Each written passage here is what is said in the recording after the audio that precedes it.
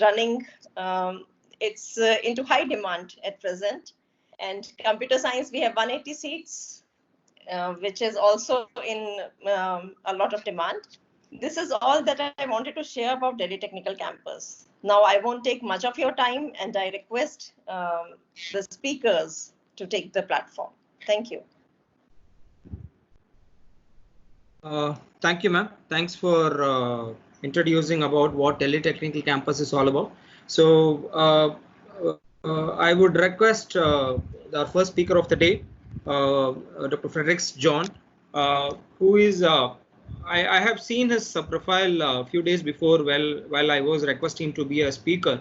The moment I seen his profile, it was the first tagline what he put in is to explain him from not having the money to ride a bus to school to drive a Benz to work. That shows the person who is the right person to address the young aspirants who are going to come out with a very tough situation, the COVID era situation, because he is the person who have explained his entire life in one line. So I'm sure that he can add value to the students of Delhi Technical Campus, and who can impress or who can inspire them. I don't say it's impress, it's more of an inspiration I'm looking forward. In fact, I'm looking forward like a student, what is the value addition I can take it from sir's session today. And he is a visionary leader who loves to be in the company of people who love success. He's role model by nature, friend to many. He's an avid traveler, biker, adventurer lover, and he's crazy about Harley Davidson, Ferrari, and Manchester United. So he gives back to the society through activities involving his team and Rotary International. And he is a proud academic doctor and a senior executive leadership program alumni of the eminent Harvard Business School. And he brings around 20 plus years of experience in people management, strategic operations management, quality assurance, process reengineering, and customer delight, research, risk management, and revenue management. So he's more of a result driven and end-to-end multi-level and multi-location person. So he's expertise in quality assurance with a proven track record of delivering optimal results in a high growth environment. So with this small briefing about sir, so I would request Mr. Fredericks John to address the gathering. So sir, again, I would apologize before handing over the session for getting a very limited number of audience, but soon I'm expecting the students to join and will listen to you, sir. Over to you, sir. Thank you, Anand. I hope the number of students who've already joined find some value in listening to what I'm going to say. First of all, good day to you. Thank you for the invitation to speak. When Anand first wrote to me, he said, "We are confident that you addressing the students across India will inspire and motivate them to strongly move forward in building the next generation talent." I hope I can live up to your expectations, Anand. Thank you, sir. Thank you. Let me start by saying this too shall pass. I believe that our planet Earth has her own engineering department. Great are the mechanics of her existence, that she has the power to hit the Control-Alt-Del button and restart again and again. Even though man pushes her to the brink by misusing her to the maximum, our planet Earth always does a hard reboot and emerges stronger than ever. This current pandemic, our response and her reaction to our response, I believe, is testimony to my belief. I hope you believe it too, because in faith lies our existence. For centuries, India has thrived on faith, the faith that keeps us stepping ahead in times of distress, the faith that has been a pillar of strength during troubling times. Our struggle for independence, our struggle against plagues, our struggle against natural disasters, our present struggle against this pandemic, and the list goes on and on and on. However, there has always been the faith that this too shall pass. For centuries, we have demonstrated our resolve to rise from the ashes as the great phoenix. Getting out of this pandemic, therefore, is not going to be anything new for us. It's all about faith, though. I hope you have all tasted idli. I come from Coimbatore in South India, a state called Tamil Nadu. And idli is a very favorite South Indian breakfast dish. Last Sunday, I had the privilege to be a part of a team that visited this old lady in the outskirts of our city. She lives all by herself. But what inspired us to go meet her was that she lived for others. Even at her old age, she would meticulously prepare batter by hand the previous night, cook idli, and sell them in the morning for, can you imagine, 1 rupee an idli. If you were to have the same idli at Saravana Bhavan or Annapurna restaurants here in Tamil Nadu, I think Saravana Bhavan is there in Delhi as well, it would cost you a whopping 100 rupee per plate. Is there a lesson we have to learn from this octogenarian? Of course, yes. Actually, there are several lessons that you can learn, depending on what angle we look at this episode from. My perception is looking ahead is the whole idea, and very simple from this example. Does she know for sure if she would have people coming in the morning tomorrow to have her 1 rupee idli? Being so old, while grinding the flour for the batter, does she know for sure if she would even be alive the next morning to cook and serve idlis? I think it's all about faith, my dear students. Her faith that she will attain her eternal reward from God for serving the hungry. Her faith that the poor who come to her and get their hunger satiated will bless her. Her faith in her own destiny. It's all about faith. Now, if the above story is not for our minds, I think it's for our hearts. Let's see one more example for our brains. In a small town in Massachusetts, somewhere near Boston, where I did my Harvard education, there's a farm called Fresh Box Farms. Not only is there no soil in this enclosed farm, an intricate digital system measures and adjusts the room's carbon dioxide levels and delivers computer calculated nutrients and water through the plant beds. This precision system allows the facility to use only about 1% of the water required by traditional farming methods while producing the equivalent of a 400-acre farm in just 27,000 square feet of space. Now, I call this future of farming. The most important thing to note here is that, although this is about farming, I'm amazed at the amount of engineering that is going on in the setting up and running of this farm. It's all about faith in the knowledge we have. It's all about faith in the engineering process that we have now mastered or will be doing so in the next 1 year. I think the boundary lines are fading between what we think is possible and what could be made possible.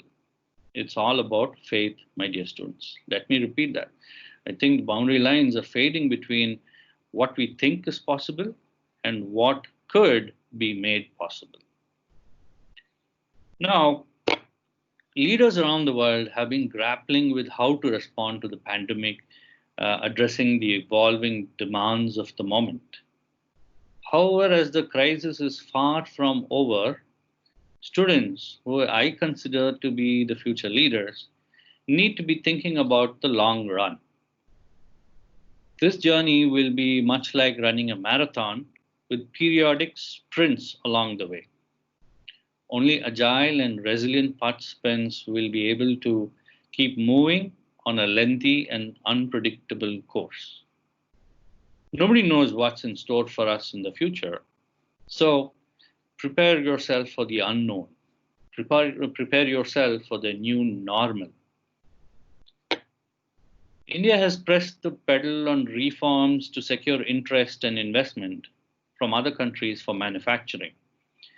These reforms were being executed by both the central and state governments over the years, but the pace has picked up in 2020.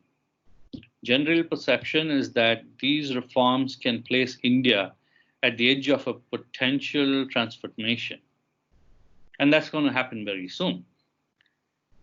In the world of reshoring and deglobalization, a lot is being done to improve attractiveness of India as a global manufacturing destination.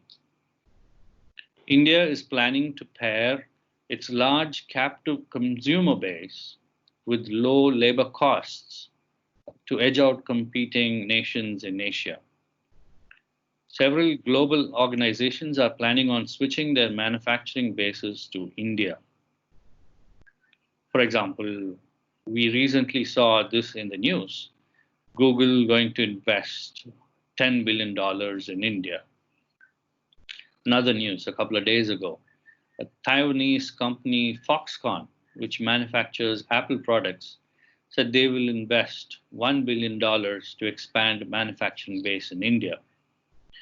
Now, Apple wants parts of iPhone manufacturing to be moved out of China.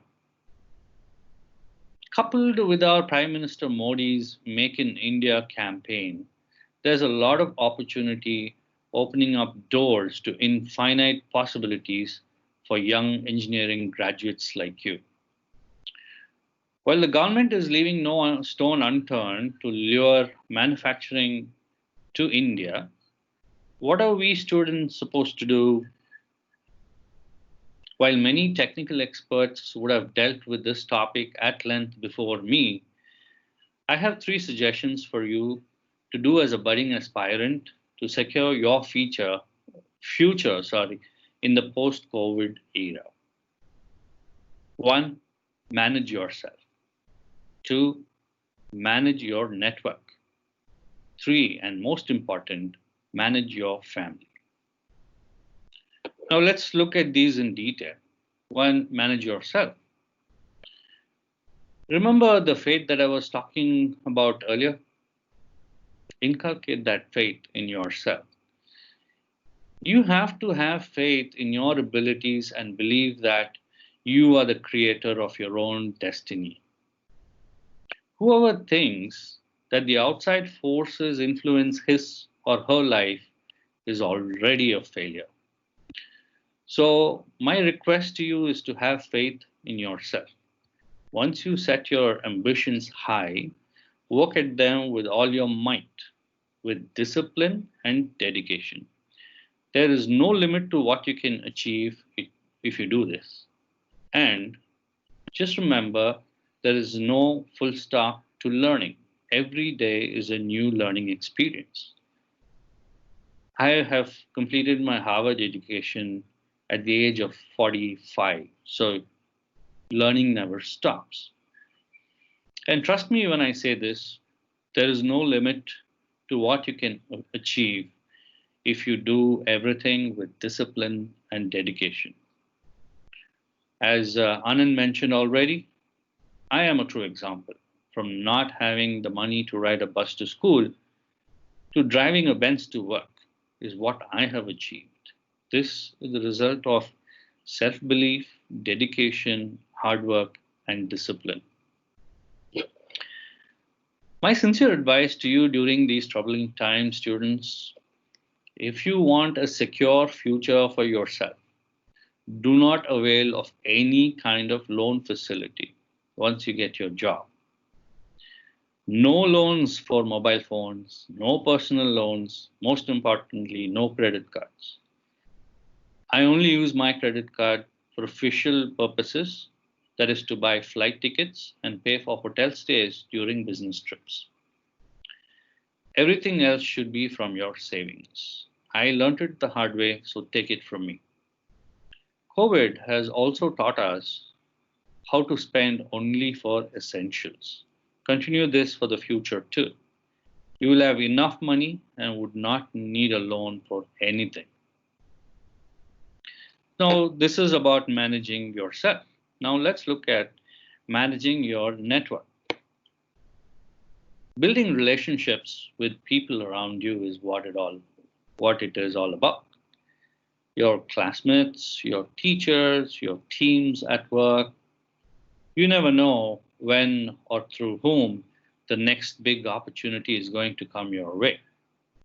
Yes, the going's going to be really, really tough, and the competition will become severe in the future. But remember to never burn the bridges you used to cross the river with. We must remember Mahatma Gandhi, who I believe is a true corporate leader. Even 50 years, 60 years back, he was a true leader. Truth, nonviolence, high morals, and discipline. These are all that you need to succeed in corporate life. And these are all that you need now than ever before. I know in the past we used to talk about how teamwork works, and there is no I in team. There are two different phrases, but talks about teamwork. Teamwork works, there is no I in team. But I would like to say now, although there is no I in team, there is definitely a me. This is the new normal. Learn to work alone. Corporates are going to spend lesser and lesser on infrastructure and opt in for the more economical work from home mode with supervision hubs spread across the geography. Work from home throws up another challenge: privacy of your electronic device that you use for work. Be wary of threats. I can cite this example from my own organization. One of our major clients had given us charge of managing their Facebook marketing account about 3 years back, and one of our employees in Manila, Philippines, was assigned to manage this account. About a month ago, about $1.5 million was siphoned off that account to somebody in Indonesia. Now, while our employee was never given access to manage the finances of the account, because of how Facebook works, his personal Facebook page was tagged to this account and somehow got tagged, and this unfortunate event had happened. We, of course, found this employee not guilty and Facebook refunded the money. But please be aware that these threats are real. And the post-COVID era is going to be bombarded by such attacks because there is less and less liquid cash out there, and people would like to try different innovative methods to get a hold of your cash. So again, Gandhi's principles of high morals and discipline. Follow these and you should be good. Lastly, manage your family. Create a loving and caring environment. After all said and done, it is our family that's going to be having our backs in difficult times. COVID has taught us this very important lesson, students, that no matter how many friends you have, how many relatives you have, when in trouble, it's your family that's going to be with you. Imagine I'm sitting at home 100 days of lockdown with no access to the rest of the world. And like me, all of us survived it. The single most important reason is that we are with our families. So hold on tight to your dear family. Do not let them go. They are your pillars of strength for the rest of your life, especially during the post-COVID era. So, my dear students, Atmanirbhar Bharat is sounding even more realistic and achievable during this time. There are a lot of opportunities that are going to open up through the Make in India and Atmanirbhar Bharat campaigns. To remain globally competitive in a post-COVID era, all you need to do is focus on the constant upskilling of yourself, scaling up of your network, and stick to the warmth of your families. India has the potential to prove to the world that the 21st century belongs to the younger generation of students because of their self-belief, dedication, hard work, and discipline. Wish you all success and thank you for the opportunity. Back to you, Anand. Thank you, sir. Thank you so much for very point. Your points are very clear, and in fact, you have told us those 3 points: managing yourself, managing the network, managing the family, which is a very need of the hour, because everyone will talks about the skill set what is required post-COVID era. But this is a very life skills. It is not only in this era. Any time it is very important for any individual, whether he is a student or a person from any background. These 3 are very important, and he specifically touched upon don't use take any loans or credit cards.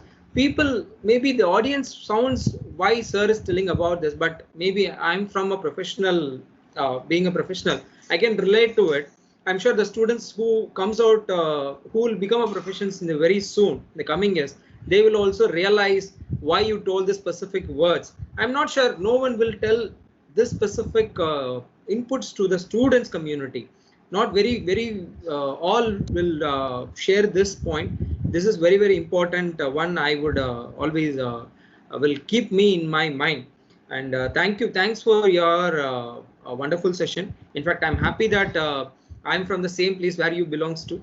So would be happy to know you through LinkedIn, and now happy to know about your expertise which you have shared with the students. So if any students have any queries, you can share in the chat window. Probably I can have a word with, I can put it to sir so that he can give if anything need to be done, or otherwise we will move to our next speaker of the day, Mr. Leslie Praveen Kumar, who is the next one who will be addressing the students. So students, if you have any queries, you can share in the chat window, or else we will keep moving to the next speaker. Sir, I believe if any questions, I will definitely put it across to you, or else with your permission, I will move on to the next speaker. Thank you so much, sir. Thank you, sir. Thank you very much. Okay.